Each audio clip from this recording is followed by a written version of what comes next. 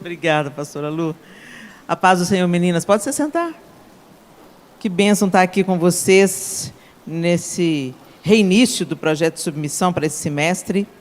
Eu tenho certeza que Deus vai fazer grandes coisas, vai falar com vocês como Ele já tem falado ao longo dos anos. E é tão lindo esse nome, né? Projeto de submissão. E às vezes as pessoas no mundo de hoje, elas distorcem tantos significados. A gente tem compreendido que primeiro se muda a palavra, se muda o conceito e depois se transforma uma mentalidade. Então muda uma palavra, depois vira uma nova narrativa e depois vira um conceito. Então, por exemplo, a submissão, quando a gente fala hoje no mundo sobre submissão, as pessoas já ficam todas arrepiadas, e não só no mundo, mas na igreja também. Que história é essa de submissão? Foi o tempo de submissão. E por quê? Porque no conceito dessas pessoas, submissão é um lugar de subserviência, é um lugar de ser abusado, é um lugar de ser esmagado, né? E, na verdade, a submissão bíblica nada tem a ver com isso. A submissão nada mais é do que respeitar. Respeitar. E não é uma peculiaridade da mulher. Não é uma coisa só para a mulher, é uma mulher para a cristandade. Uma vez que a palavra de Deus diz assim, muito claramente, lá no livro de Efésios, na carta aos Efésios, o apóstolo Paulo fala: enchei-vos do Espírito, falando entre vocês com salmos, hinos e cânticos espirituais, cantando e salmodiando a Deus no vosso coração, dando sempre graças por tudo ao nosso Senhor Jesus Cristo, a Deus Pai, em nome de nosso Senhor Jesus Cristo, sujeitando-vos uns aos outros no temor do Senhor. Então, uma coisa da cristandade, sujeitar um ao outro, respeitar um ao outro, entender que o outro é também amado por Deus, como eu sou amada por Deus, e que ele tem algo que ele pode me ensinar. Nós não somos superiores uns aos outros. Então, sempre, não importa o nível de escolaridade, a rede social, o número de seguidores, o status social, não importa isso. Sempre você pode aprender alguma coisa com qualquer ser humano. Então, o apóstolo Paulo traz isso, e saber que vocês têm um encontro que fala sobre como vocês podem se submeter a Cristo, antes de mais nada, e se sujeitar uns aos outros em amor, puxa, isso é precioso demais. E a gente realmente tem que firmar bem os nossos conceitos acerca daquilo que nós estamos crendo, porque a gente vai recebendo as distorções dos conceitos e deixa de viver o conceito real da palavra submissão, que é para cada um de nós. E aí, nesse recomeço, eu gostei dessa palavra, né, Lu? Nesse recomeço, o tema que foi colocado para ser trabalhado em obras, reforçando os fundamentos. Gente, como é importante a gente reforçar fundamento. Esse prédio, você olha para essas colunas, para essas paredes, o acabamento, a decoração, você acha tudo tão bonito, não é?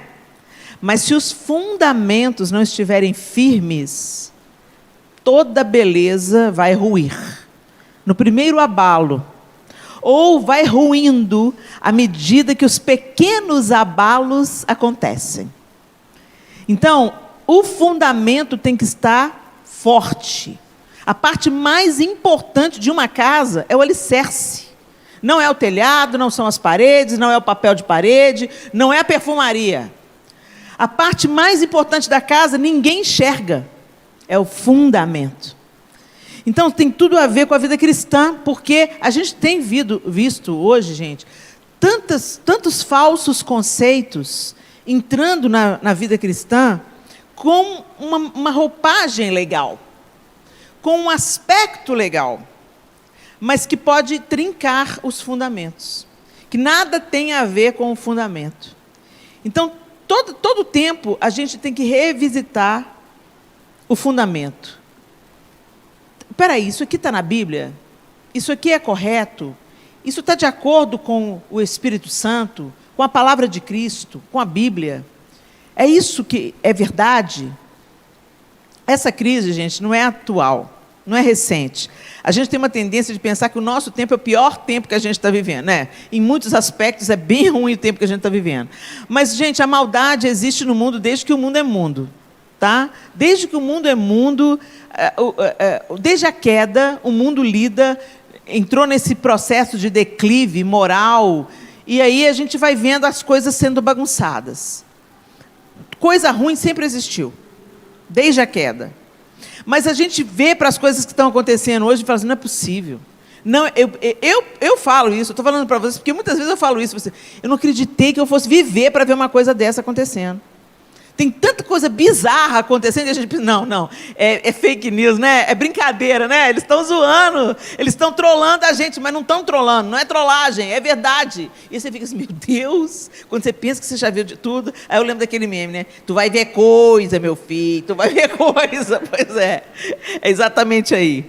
E não era diferente no fundamento da igreja, quando a igreja primitiva começou a nascer, quando os primeiros cristãos, os primeiros seguidores de Cristo começaram a espalhar a boa nova do Evangelho, o apóstolo Paulo, fundador de igrejas na Ásia, ele precisava de vir e mexe, corrigir as igrejas e instruir as igrejas como elas deveriam viver a vida cristã. Por quê? Vamos entender o panorama geral? Vamos fazer uma geralzona aqui. Helena, você vai explicar o óbvio, Helena? A gente já sabe dessa parte. Gente, mais do que nunca, o óbvio precisa ser dito.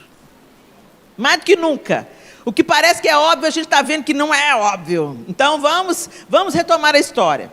Deus criou o mundo bom, perfeito, colocou nele homem e mulher, e ordenou a esse homem e mulher que fossem fecundos, se multiplicassem. E aí, só colocou uma restrição. Vocês não vão comer da árvore do conhecimento do bem e do mal. É a única árvore que vocês não podem comer. É a árvore do conhecimento do bem e do mal. E o que aconteceu? Vem a serpente, tenta a mulher, e aí você fala assim, gente, mas isso é uma história da carochinha. Gente, isso não é uma história da carochinha. Se eu vou relativizar a Bíblia, então, vai viver outra religião, vai arrumar outra coisa para você fazer na vida. A Bíblia é a palavra de Deus ou ela não é a palavra de Deus? A gente acredita em tantas fábulas, a gente acredita em tanto sincretismo religioso, mas o que a Bíblia diz a gente questiona. Até que a ciência aponta para alguma coisa, né? Saiu agora aí uma notícia bombástica, para mim novidade nenhuma, né? De que o ser humano veio de um mesmo ancestral e não era um macaco. De uma mesma ancestral, uma mulher. Veio de uma mesma ancestral, uma mulher. Foram voltando o DNA, as pesquisas vão crescendo cada vez mais. Uau! Parou aonde? Na mulher. Que coisa, né? Chocada. Então não é fábula não, gente. E a gente caminha por fé. Caminhar por fé é isso, é crer na palavra de Deus e é crer que na palavra de Deus tem informações cruciais para a nossa vida hoje aqui. Se todo mundo no mundo tivesse vivendo a Bíblia, não estava a bagaça que está hoje. Hashtag fica a dica. Então, esse livro, ele é sobrenatural. Escrito em 1500 anos, por 40 autores diferentes. E eles têm uma mensagem linear que apontam para o Messias de Deus, Jesus Cristo. Olha que piração isso, gente. Ciro, o homem que Deus levantou como libertador do povo de Israel, foi profetizado, Deus falou sobre Ciro 400 anos antes dele nascer, dele existir. E deu nome para ele, o meu servo Ciro. E nem israelita ele era, nem do povo, nem judeu ele era, nem do povo de Deus ele era. Mas Deus levantou Ciro e usou Ciro para livrar o povo de Israel do cativeiro. Então você vê a Bíblia prometendo e cumprindo, quanto a gente começa a ler a Bíblia. E entendendo a Bíblia, buscando literatura de apoio, porque às vezes uma tradução não adequada dificulta a nossa compreensão da Bíblia. Hoje eu vou usar com vocês a nova versão transformadora, a NVT. É uma linguagem super acessível, super fácil da gente entender. E houve muito trabalho de pesquisa, vários concílios, para que se chegasse à conclusão de que esse é um livro sagrado, é um livro sobrenatural, escrito em 1500 anos, por 40 autores diferentes, em épocas diferentes, em culturas, em contextos culturais diferentes, e que tratam de uma mesma mensagem. Profetiza e cumpre, profetiza e cumpre, profetiza e cumpre. É um livro fascinante. E quanto mais eu estudo a Bíblia, mais apaixonada eu fico, mais convicta eu fico, mais fortalecida eu fico. É por isso que quando você começa a ler a Bíblia, te dá um sono desgraçado. Te dá uma preguiça, um desânimo. Aí você olha assim para a Bíblia e fala, não estou entendendo nada. E desanima, deixa para lá. É exatamente isso que o diabo quer, que você não entenda coisa nenhuma. E que você continue na ignorância. Que você continue sem saber quem você é em Deus. Então é muito importante nós nos munirmos de boa literatura. Por exemplo, tem um livro que eu indico sempre no meu YouTube, no meu Instagram. Não ganho merchan para isso, tá, gente? É porque é um livro que impactou a minha leitura bíblica, que é o Redescobrindo Sua Bíblia. E ele dá o resumo de cada livro da Bíblia, explicando em que contexto que foi escrito, por quem foi escrito, qual o propósito do livro, quais as palavras-chave do livro, de que estava tratando o livro, o que estava acontecendo historicamente naquele tempo. Então é fascinante, eu recomendo para vocês. O Redescobrindo Sua Bíblia vai facilitar a sua leitura bíblica. Então vamos lá. Deus criou o mundo, o mal entra no mundo pela desobediência do homem e da mulher. Eles então vivem a condenação. Dentro da primeira família acontece o primeiro homicídio. Um irmão mata o outro irmão. Ô, gente, vocês acham que é à toa essas brigas de família que a gente tem? Né? Não, gente, já acontece lá desde o Éden. Né? E a inveja começa com os próximos. Né? Começa com quem está perto de você. E não foi só com Caim e Abel que rolou, não. Rolou com os irmãos de Davi, rolou com os irmãos de José, e está rolando aí até hoje, né? Lá na sua casa também. Então, mas Deus é aquele que quer restaurar todas as coisas, amém? Aí, Deus vem, e aí a multiplicação da iniquidade vem, o pecado prospera, e os homens se tornam cada vez mais violentos, mais violentos, mais violentos. Deus fala, vou reiniciar, vou achar um justo na terra. Noé constrói uma arca, fez a arca, pôs todo mundo para dentro da arca, acaba com tudo. Acaba com tudo e reinicia com a família de Noé. Gente, para que Deus fez isso? É para evidenciar para a gente que nós não somos capazes de salvar a nós mesmos. Repita comigo, o ser humano é incapaz de salvar a si mesmo. Nós não podemos salvar a nós mesmos. Se fosse possível, Deus mandava na terra um tanto de coaching, treinava a gente, todo mundo ia se salvar a si mesmo. Mas não é possível. Os coaches são bons para outras coisas. São uma bênção para te fazer melhorar no emprego, para fazer você, às vezes, afastar alguns maus hábitos, para você acreditar mais no seu potencial. São ótimos para outras coisas, mas não para nos salvar. O caminho da salvação é Jesus Cristo. E isso fica evidenciado quando Jesus vem, não, isso fica evidenciado quando a arca de Noé não dá certo. Deus reiniciou, acabou com toda a vida, preservou dentro de uma arca uma família obediente a Deus. Mas quando saiu para o novo mundo, para o recomeço, aí a bagaça já começou a rolar de novo, a iniquidade multiplica de novo. Aí Deus escolhe um outro homem, Abraão, e faz uma aliança com Abraão. E ali em Abraão, por que ele fez aliança com Abraão? Porque através de Abraão, ele iria tecer um povo, e desse povo ele iria trazer o Messias. Então, Deus não estava mirando só em Abraão, Deus estava mirando em Jesus. Entendeu? Levanta Abraão, chama Abraão, e já de cara vai falando com Abraão. Eu estou fazendo uma aliança com você, Abraão, e de você eu vou suscitar uma grande nação. Mas eu já vou te dizer, esse povo vai ser levado como escravo para o Egito. Olha isso, gente, quantos anos antes? Esse povo vai descer como escravo ao Egito, mas eu vou na defesa desse povo com mão forte, eu vou os tirar do Egito e eu os mostrarei as minhas leis e os meus estatutos. E isso se cumpre muitos anos depois. Abraão viu a promessa se cumprindo, gente? Não. Mas a promessa se cumpriu? Se cumpriu. Abraão não é pai só do povo de Israel, pelas mãos de Agar, ele também é pai dos filhos de Ismael, que hoje é o Islã, e também pai de nós, gentios, que fomos enxertados na videira através de Jesus Cristo. Então, realmente, a descendência de Abraão é tão numerosa como a areia da praia. A promessa de Deus se cumpriu ou não? Se cumpriu. E aí, no tempo adequado, Deus vai lá, tira o povo com a mão forte do Egito, leva o povo para o Sinai, ensina o povo os seus mandamentos e estatutos. Aí entra o nosso código de conduta, até hoje, né? Aquelas leis lá que Deus deu para Moisés, regeram por muito tempo o Código Penal das nações.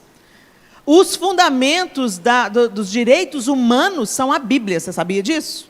Hoje o pessoal dos direitos humanos, às vezes, atravessa a Bíblia. Mas o que fundou os direitos humanos que regem as nações foi a Bíblia. Pasmem, mas é verdade. Muito bem. E aí, Deus estabelece estatutos, aquele povo começa a viver na lei e, mais uma vez, o povo fracassa. Fala comigo, o povo fracassa. Porque a gente não consegue ser bom o tempo todo, gente. Ninguém é bom o tempo todo. Você pode ser uma pessoa de boa conduta. Você pode ser uma pessoa de bom caráter. Você pode ser uma pessoa que gosta da verdade, que preza pela honestidade. Mas eu vou dizer uma coisa para vocês. Porque muitas vezes eu já desejei no meu coração, extirpa Jesus, tira da face da terra.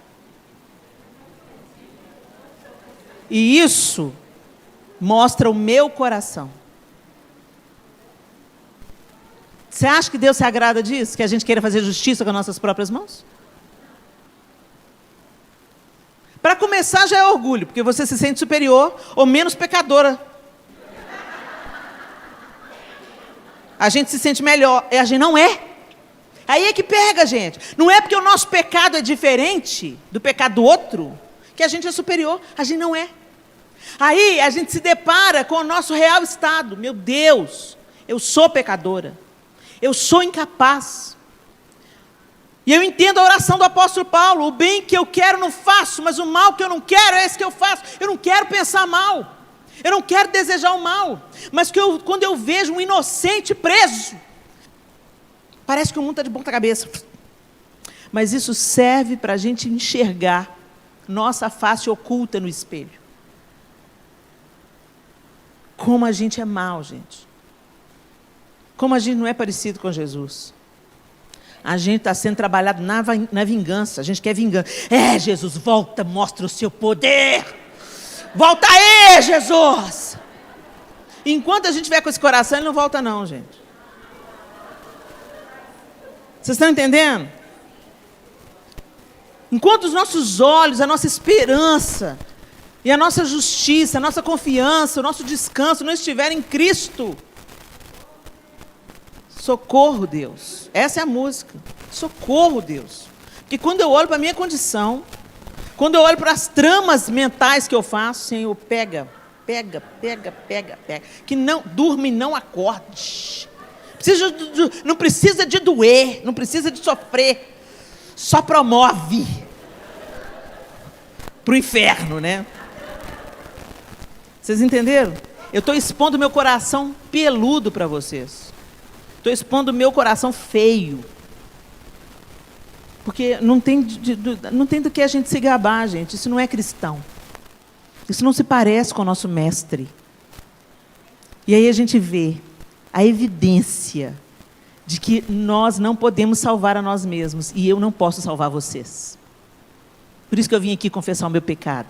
Se você, nossa, Helena é uma mulher de Deus. Eu sou uma mulher de Deus pela misericórdia dele. Pela bondade dele, pela graça dele. Porque eu acabei de expor para vocês o meu feio coração. Então, vocês entenderam? É pela graça que Deus me usa. Não é porque eu sou boazinha. É pela misericórdia dele, porque ele tem um propósito. E os planos de Deus não serão frustrados pela nossa limitação. Os planos de Deus não vão ser impedidos pelas minhas faltas. Ele sabe que eu não vivo em delito voluntário, eu não vivo no pecado, me refastelando no pecado, me agradando do pecado, não é isso. Mas eu posso dizer para vocês que o bem que eu quero pensar, muitas vezes, o bem que eu preciso pensar, eu não consigo pensar. O bem que eu preciso desejar para o meu inimigo, eu não consigo desejar. E nós precisamos de entender onde nós estamos colocando a nossa esperança. Onde está o fundamento da sua fé?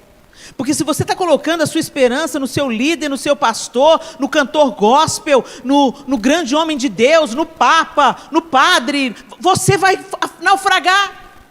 Porque a gente é gente, todo mundo do mesmo farinha do mesmo saco. Nós somos tudo farinha do mesmo saco. A gente é tudo ser humano.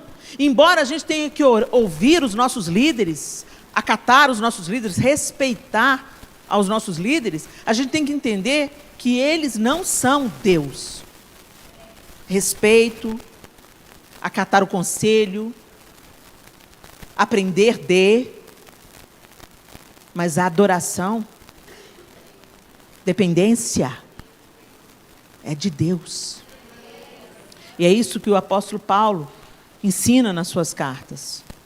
Eu queria que você abrisse a sua Bíblia comigo em Efésios, capítulo 2.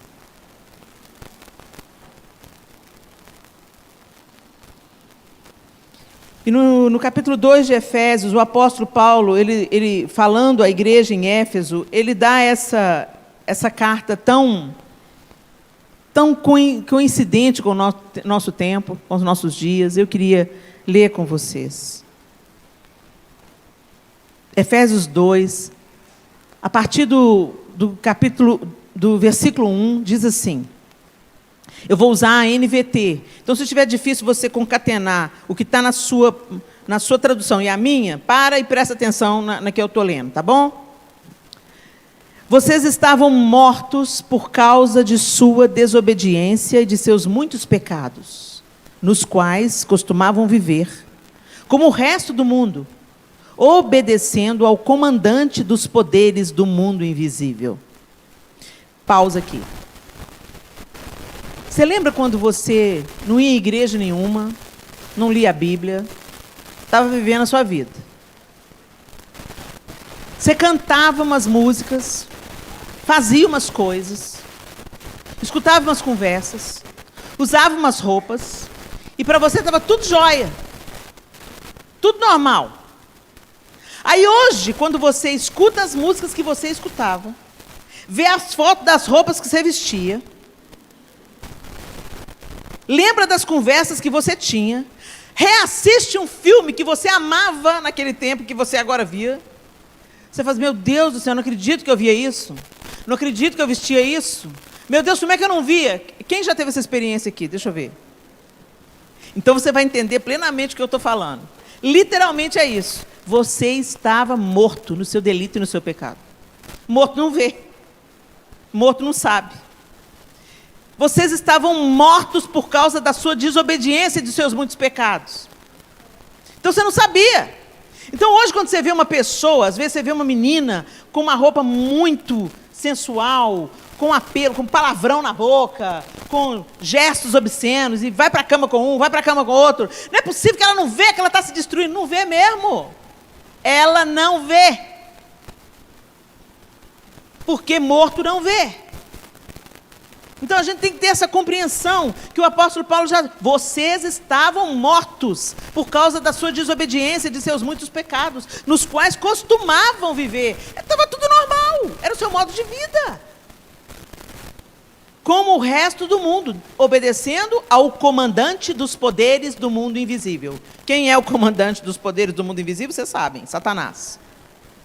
Ele é o espírito que opera no coração dos que se recusam a obedecer. Gente, não tem em cima do muro. Ou nós vivemos a vida de Cristo, ou nós vivemos a proposta de Satanás. Não tem em cima do muro. As pessoas podem estar ignorantes disso, mas não tem em cima do muro. E ele continua, todos nós, aí ele se inclui, eu também era assim. Vocês lembram do apóstolo Paulo? O problema dele não era o pecado da prostituição, o problema dele era o pecado do zelo. Eu vou matar tudo que se levanta contra o Deus que eu conheço. Esse Jesus aí está causando uma desordem, eu quero matar Jesus. Não podia matar porque ele já estava morto e ressurreto. Então o que ele queria matar? Tudo que representava Jesus.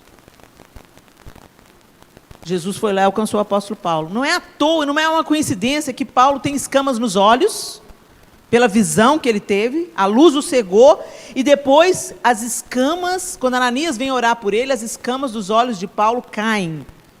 E isso não é só físico, foi uma simbologia do que estava acontecendo no espírito de Paulo. Ele não via e passou a ver.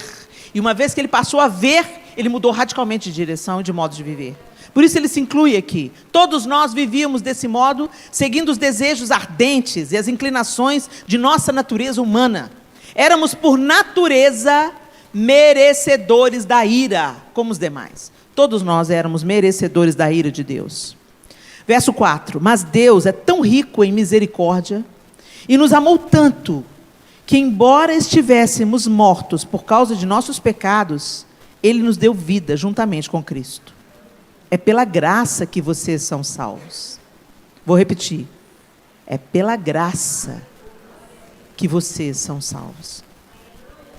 Pois Ele nos ressuscitou com Cristo e nos fez sentar com Ele nos domínios celestiais, porque agora estamos em Cristo Jesus. Portanto, nas eras futuras, Deus poderá apontar-nos como exemplos da riqueza insuperável de sua graça, revelada na bondade que Ele demonstrou por nós em Cristo Jesus. Vocês são salvos pela graça, por meio da fé. Isso não vem de vocês, é uma dádiva de Deus. Não é uma recompensa pela prática de boas obras, para que ninguém venha a se orgulhar, pois somos obra-prima de Deus, criados em Cristo Jesus, a fim de realizar as boas obras que Ele de antemão planejou para nós. Então entenda, você foi salvo porque você é bonzinho? Você continua salvo porque você pratica a obra de caridade? Alguma coisa que você faça pode te salvar? Você é salvo pela dádiva de Deus. Deus quis te amar. Deus abriu a porta para todos. Não por aquilo que a gente faz, para que ninguém se orgulhe. Aí a gente lembra de quem? Dos fariseus. Vocês lembram dos fariseus?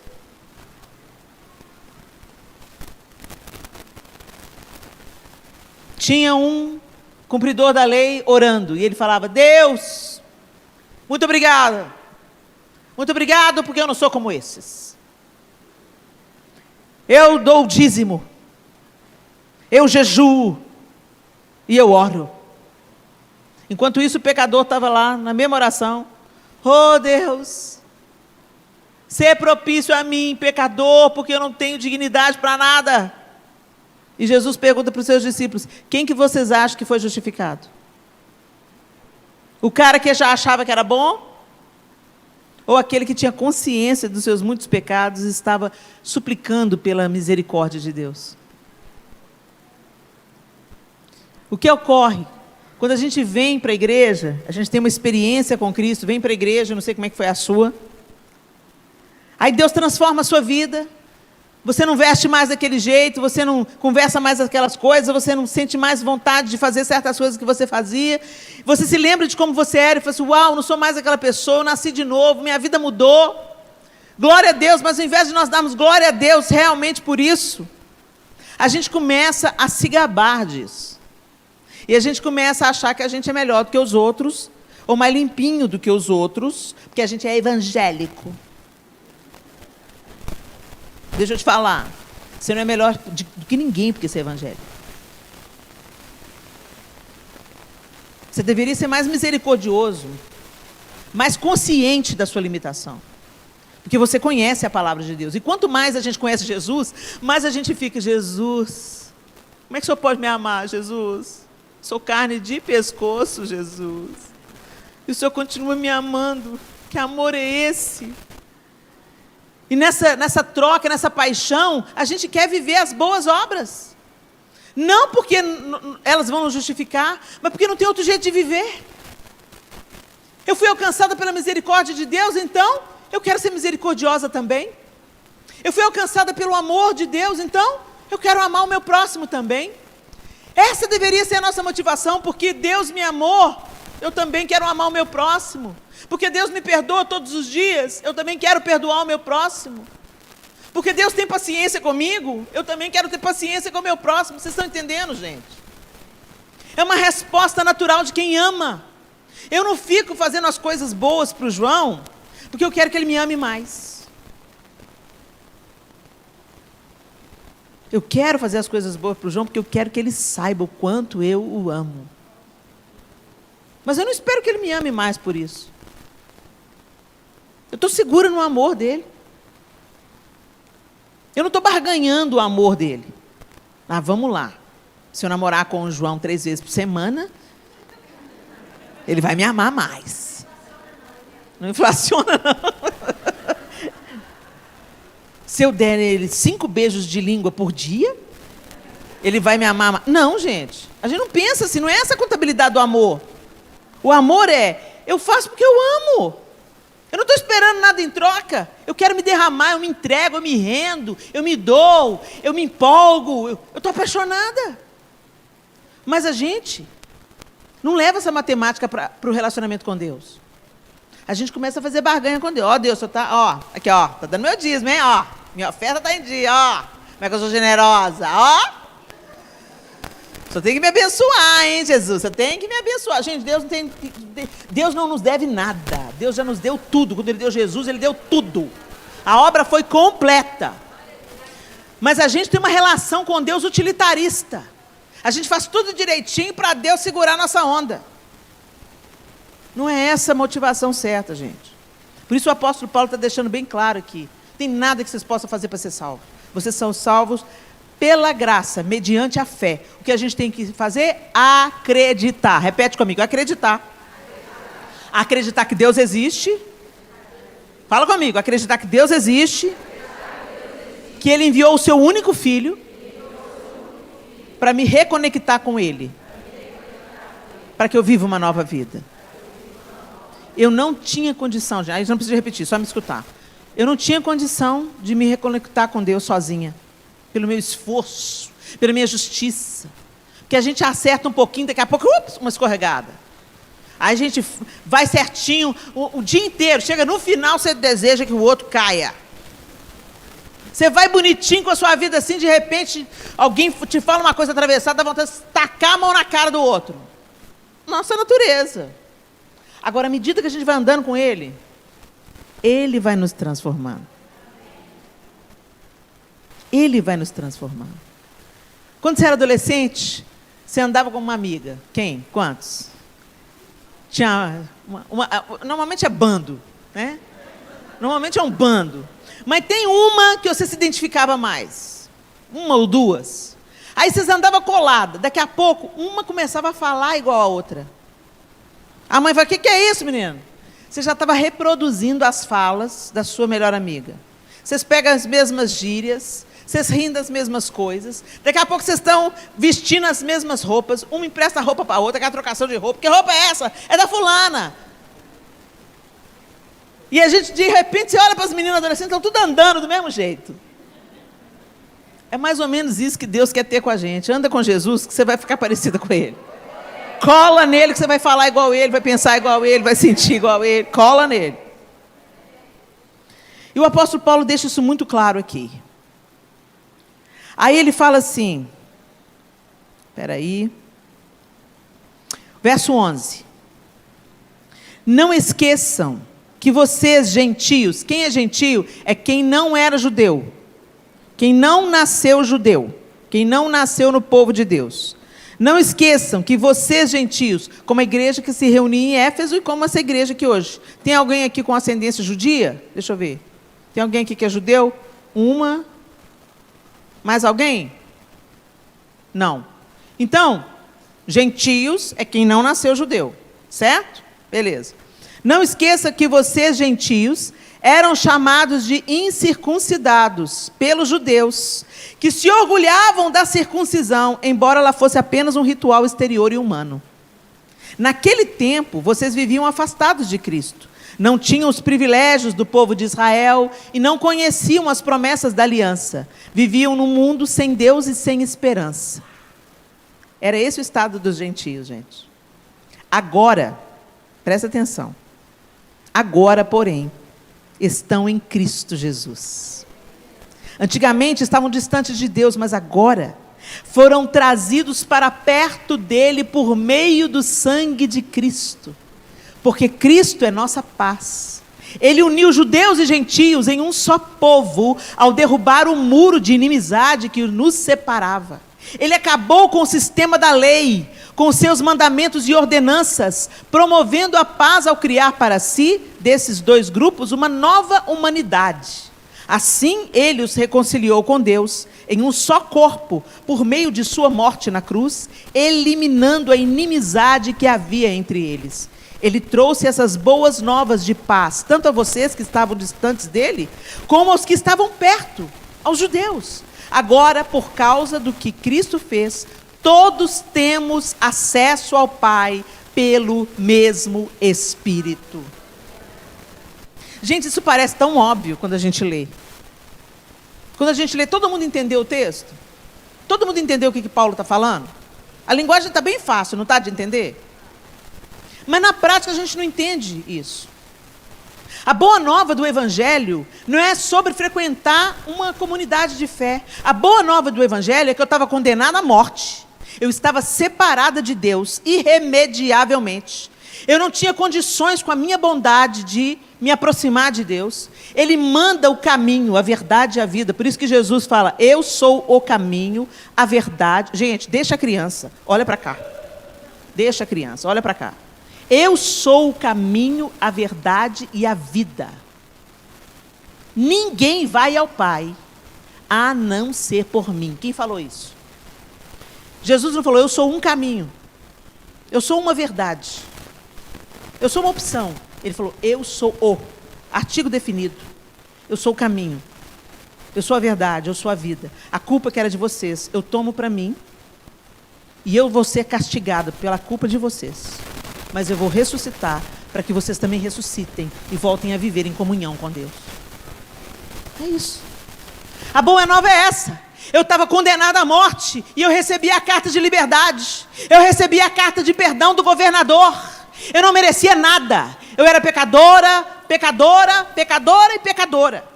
Assassina, promíscua, adúltera. Porque se a gente não é na prática, a gente o é no pensamento. Jesus mesmo falou, se você desejar a morte de alguém, você já matou. Se você cobiçar alguém, você já adulterou. Isso mostra a nossa incapacidade, mais uma vez. Mas ele fala, mas eu vim para que vocês tenham vida. E vida plena, vida real, vida em comunhão com Deus. Gente, isso é uma notícia maravilhosa. Eu não merecia nada e ganhei tudo. Eu merecia a morte e ganhei a vida. Então as pessoas não vão para o inferno porque Deus é mau, não, gente. As pessoas vão para o inferno porque elas desprezam a graça de Deus. Elas recebem a carta do perdão e rasgam. E continuam entregues aos seus delitos, aos seus pecados, preferindo os seus próprios prazeres a viver em comunhão com Deus. É uma escolha que o homem faz. É uma escolha. Deus tenha misericórdia de nós.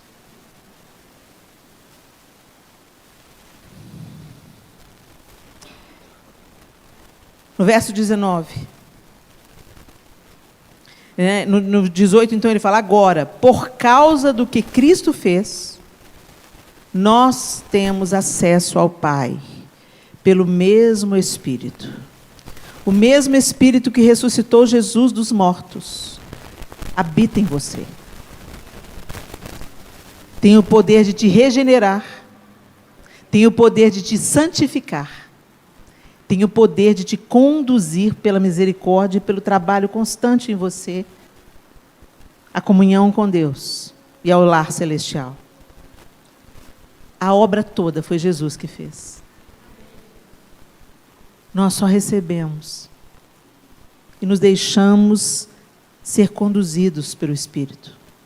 Vocês entendem isso?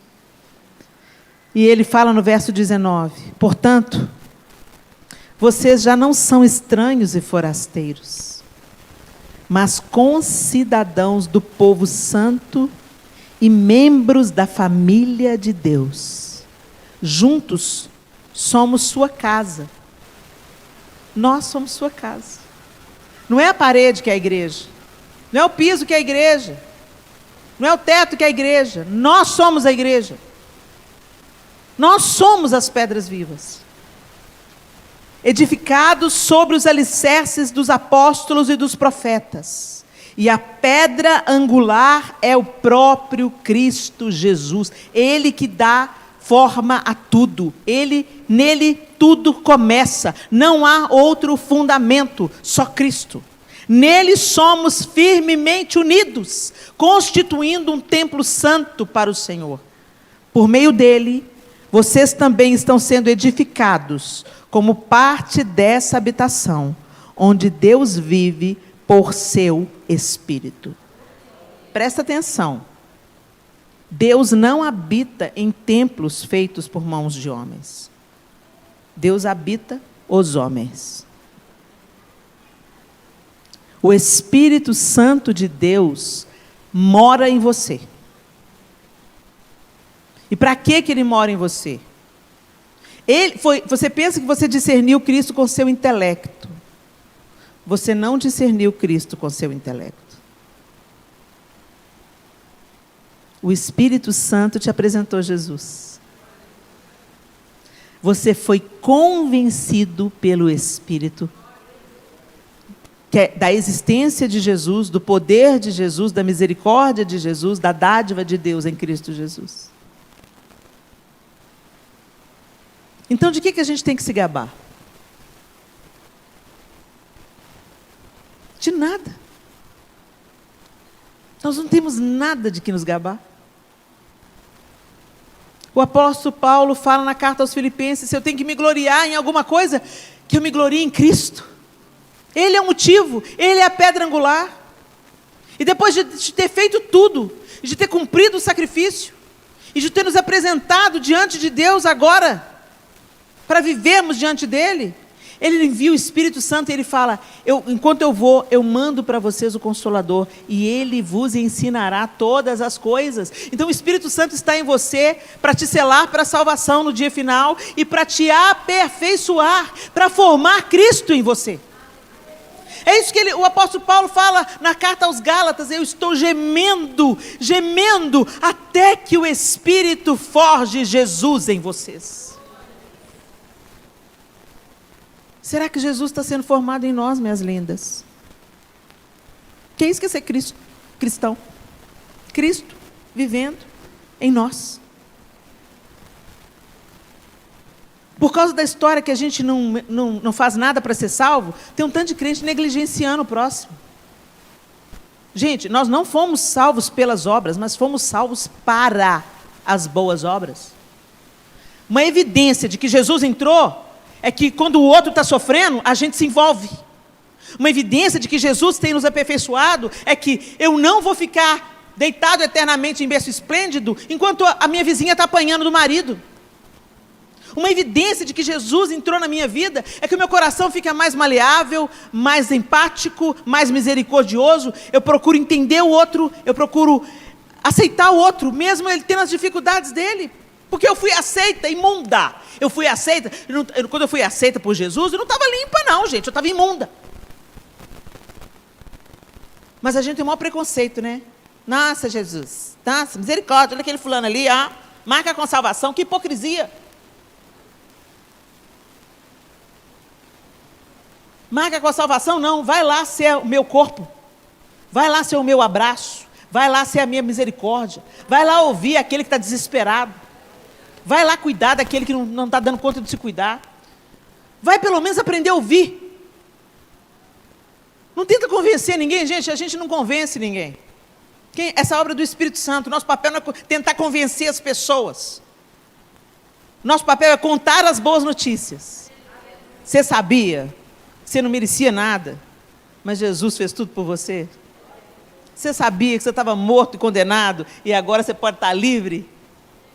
Você sabia que Deus te ama tanto, que Ele deu o seu único filho, para que todo aquele que nele crê não pereça, mas tenha vida eterna?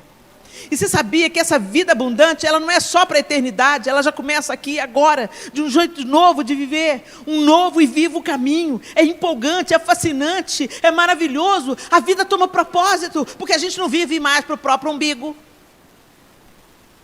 Isso é cristianismo, gente. Não é ser frequentador de igreja e julgador dos outros. A gente não consegue combater nem o nosso pecado. Você está preocupado com o pecado do outro, por quê? O meu já me toma tanto tempo, tanta energia. Senhor, me ajuda, Jesus. Põe as duas mãos em mim, Jesus. Mas a gente fica preocupado, a gente pensa que cristianismo é estar ocupado os fiscais do pecado. Isso é pecado, isso é pecado, isso é pecado. Apontar o pecado também é pecado. Os fofoqueiros de plantão, os fofoqueiros gospel. Gasta toda essa sua energia para combater o seu próprio pecado. Ô Senhor, eu estou muito invejosa. É, gente, porque a gente, né? A gente pensa que pecado é só o que aparece, né? A irmã entra com uma mini saia e todo mundo fica indignado. Mas as línguas estão tudo compridas. Quando o Espírito Santo fizer a obra na vida da irmã, mesmo querendo vestir aquela saia, ela não vai conseguir vestir a saia. Mas enquanto o Espírito Santo não fizer a obra, não é você que vai fazer, linda. Então cuide da sua vida, cuide do comprimento da sua saia. Você pode ensinar, você pode instruir, você pode dizer que o código de vestimenta, ele pode abrir portas e fechar portas. Você pode ensinar que roupa é comunicação, e que às vezes algumas portas vão se fechar para você, porque você está comunicando uma imagem destoante daquela que você realmente quer comunicar. Ou de repente você vai atrair uma pessoa para te consumir, e não para te amar e te respeitar como você merece ser amada e respeitada. Enfim, né? Agora, para com esse discurso hipócrita, porque fica falando da saia curta da irmã, mas a língua não cabe dentro da boca. Isso é hipócrita. E é isso que o Senhor quer mudar na nossa vida, gente. Jesus quer fazer uma mudança em nós de dentro para fora.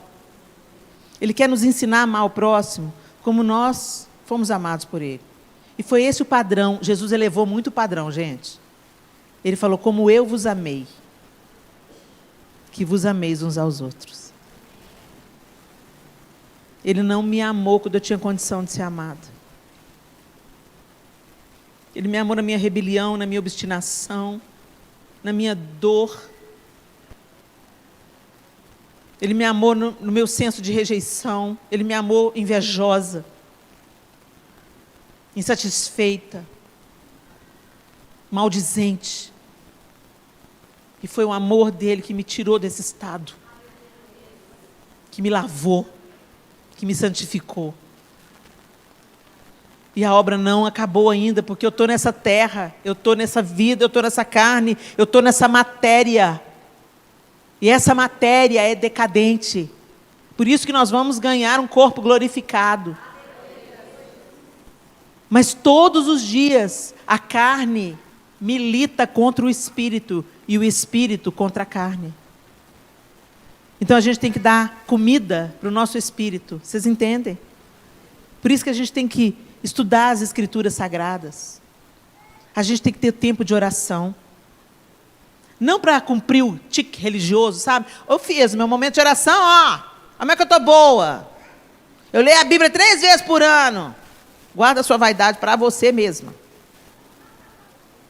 E aí você pensa, você lê a sua Bíblia 3 vezes por ano, está contando isso para todo mundo, não está adiantando nada. Lê 6 para ver se melhora. E é isso, gente. Aí a gente sabe, quando você pensa que não, aquelas reunião de família que você queria dar uma voadora em todo mundo, você já não sente mais vontade de dar voadora em ninguém. Ou você fala assim, ô, gente, esse povo está estressado. Aí você pensa assim, eu melhorei. Jesus te melhorou. Anda com Ele. Cola nele. Chega junto.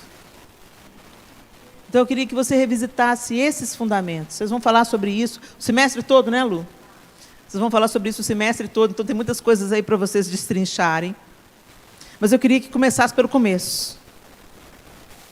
Você sabe que nós não somos merecedores, porque mesmo tentando fazer o bem, a gente também faz o mal em pensamentos. E às vezes até em atitudes.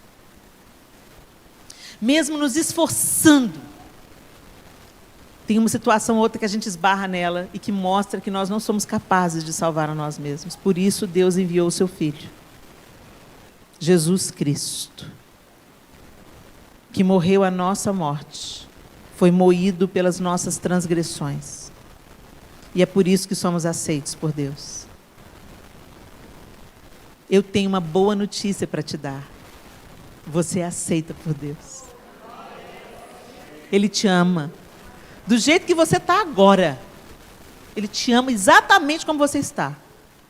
Mas Ele te ama tanto, que se você deixar, Ele vai te transformar. Para o seu próprio bem. Porque você viver uma vida de santidade, de abnegação, de entrega, uma vida leve, uma vida amorosa, não vai tornar Deus mais santo e mais poderoso. Ele é. Mas você certamente vai colher os frutos de viver uma vida com um propósito maior, que é o propósito de Deus. Vai te tirar de tanta encrenca, gente. Vai evitar tanta dor desnecessária, tanto desespero. Então não se contente com a religião, não. A religião mantém a gente na superfície, nas reuniões. Vem para o relacionamento, onde você ama Jesus na igreja e ama Jesus 24 horas por dia, 7 dias por semana. Onde você é parte da igreja, não apenas quando a igreja se reúne debaixo de um teto, mas você é a igreja quando você vai no banco, quando você trata, como você trata os seus funcionários, como você trata os seus patrões, como você é pontual, como você não mente, como você é honesto nos seus negócios, como você lida com o dinheiro com lisura, com honestidade, quando você não ofende as pessoas, quando você dá o benefício da dúvida. Em todo o tempo você é o corpo de Cristo e derrama a presença de Cristo por onde você for. Feche seus olhos. Eu queria que você fizesse aí de olhos fechados. Eu peço para fechar os olhos, não é uma coisa mística, não. É para você não se distrair com outras coisas.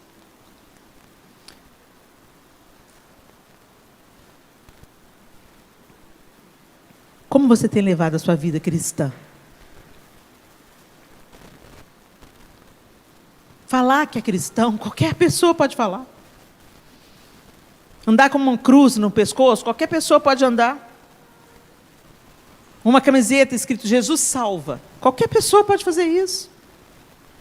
Mas como estão os seus fundamentos? Se você sabe que você é salvo pela graça mediante a fé, por que você está tentando fazer as coisas para agradar a Deus? E não se agradando dele. É diferente quando você faz alguma coisa para agradar as pessoas e quando você faz as coisas porque você se agrada delas. Não é utilitarismo, não é interesse, sabe? É amor.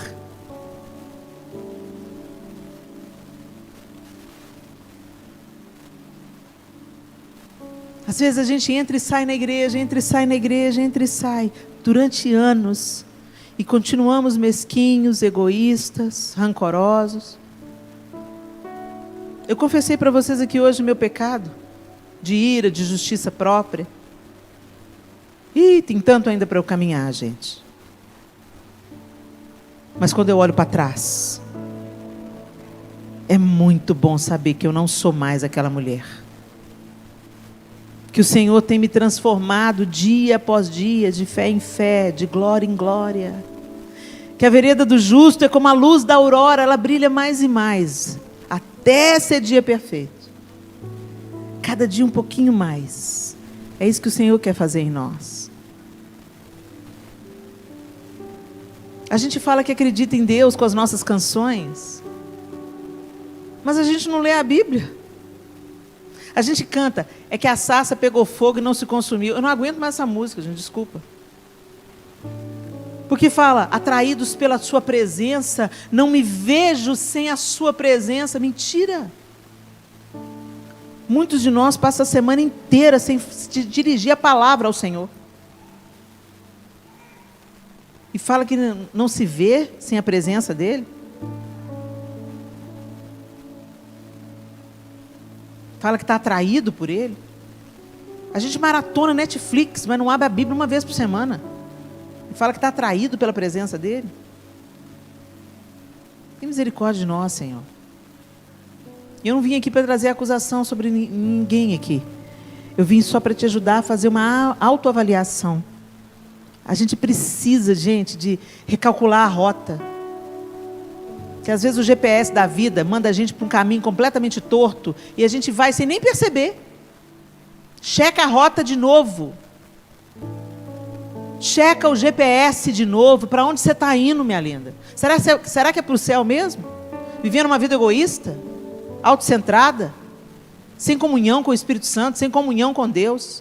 Sem leitura das Escrituras Sagradas? Sem busca por quem Deus é? Sem manifestar o fruto do Espírito? Será? E se olhando esse GPS você descobrir que está distante, recalcula a rota e volta. E volta. Volta ao primeiro amor. Eu gosto dessa palavra, volta ao primeiro amor. Porque o primeiro amor, um amor fresco, ele é interessado. Eu me lembro quando eu comecei a namorar, que eu tinha que falar com o João pelo menos 2 vezes por dia no telefone. Não tinha celular, não tinha mensagem, era telefone fixo. O primeiro amor busca o outro. O primeiro amor se interessa. O primeiro amor quer conhecer mais. O primeiro amor quer passar tempo juntos. Queremos voltar ao primeiro amor, Jesus. Queremos voltar ao primeiro amor, Senhor. Queremos voltar ao primeiro amor. Tenha um tempo de oração. Fale com o Senhor o que você precisa falar. Me perdoa, Senhor, porque eu me desviei. Me perdoa porque eu me distraí. Me perdoa porque eu me distanciei da rota. Me perdoa porque eu acho que cumprir com os meus deveres vai me tornar aceito pelo Senhor. Me perdoa por voltar à lei, à prática da lei. Eu estou confiando nos meus atos externos de justiça, enquanto meu coração está tão distante de Ti. Me perdoa, Senhor. Senhor, nós estamos na Tua presença, Deus. Nós estamos no Teu altar, Senhor. Porque publicamente nós queremos demonstrar ao céu e ao inferno que nós queremos viver o Teu caminho, o Teu propósito, a Tua vontade. É por isso que nós viemos aqui à frente nesse altar, Senhor, para renovar com o Senhor a nossa aliança de amor, de obediência, não movidos pela religiosidade, pelas aparências, pela hipocrisia, pelos frutos externos de justiça, de bondade, mas necessitamos que o Senhor faça uma obra no nosso coração e na nossa mente, de genuína conversão, de entrega, de rendição, de dependência total da Tua graça, do Teu favor, da Tua dádiva. Nós queremos nos render no Teu altar nessa noite e dizer: trabalha em nós, Espírito Santo, até que Cristo seja formado em cada um de nós. Que os gestos, as palavras, os pensamentos, os sentimentos que há em nós manifestem Cristo. Afasta de nós a hipocrisia, Senhor. Afasta de nós a preguiça. Afasta de nós, Senhor, a aparência de justiça. Nós não queremos parecer crentes, nós queremos ser crentes. Nós não queremos parecer cristãos ou termos o rótulo de cristãos. Queremos ser genuinamente imitadores de Cristo. Que o Senhor faça essa obra em nós, pela tua misericórdia e graça, porque publicamente nós oramos e confiamos, agradecidos, em nome de Jesus. Amém e amém. Aleluia. Glória a Deus. Glória a Deus. Dá um abraço aí nessa sua companheira de altar. Uma honra estar com vocês, gente. Que as sementes que foram plantadas no coração de vocês floresçam abundantemente, em nome de Jesus. Amém?